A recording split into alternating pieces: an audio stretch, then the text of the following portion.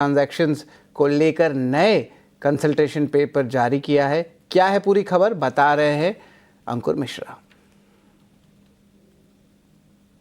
यह market regulator SEBI ने एक कंसल्टेशन पेपर जारी किया है और यहाँ पर रिलेटेड ट्रांजैक्शंस को एक तरीके से डिफाइन करने की कोशिश की गई, क्योंकि जो करंट नॉर्म है वहाँ पे बोला जाता है कि अगर टर्नओवर 1000 करोड़ के ऊपर है और 10% ऑफ एनुअल जो कंपनी का टर्नओवर है, तो ये मटीरियलिटी का एक थ्रेशोल्ड बनाया गया है जहाँ पे आपको वो ट्रांजैक्शन से वो रिलेटेड पार्टी हैं और उसको आपको रिपोर्ट करना पड़ता है। तो यहाँ पर स्केल बेस्ड एक तरीके से मटीरियलिटी थ्रेशोल्ड के स्केल्स डिफाइन कर रहे हैं। अगर कंपनी का टर्नओवर 20,000 करोड़ है और 10% से ऊपर का टर्नओवर है तो वो ये दायरे में आ जाएगा। साथ ही साथ 20,000 करोड़ से 40,000 करोड़ टर्नओवर की बात करें तो 2,000 करोड़ प्लस 5% अमाउंट जो भी 20,000 करोड़ से ज़्यादा होगा वो इस दायरे में आएगा। साथ ही 40,000 करोड़ रुपए से ऊपर के टर्नओवर की अगर कंपनी है तो 3,000 करोड़ और 2.5% उसके ऊपर जो भी अमाउंट है 40,000 करोड़ के ऊपर वो इस थ्रेशोल्ड के दायरे में रखा गया। एक अपर सीलिंग भी रख दी गई है 5,000 करोड़ की,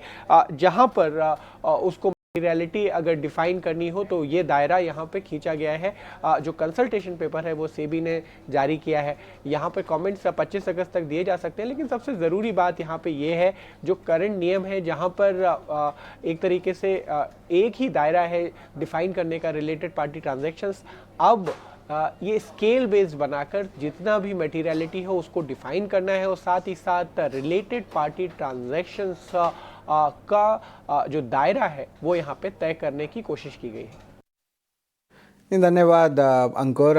रिलेटेड पार्टी ट्रांजैक्शन पे एक इम्पॉर्टेंट डेवलपमेंट आ रही है तो उस पर भी हमारी जो नज़र रहेगी, लेकिन यहाँ पे एक बार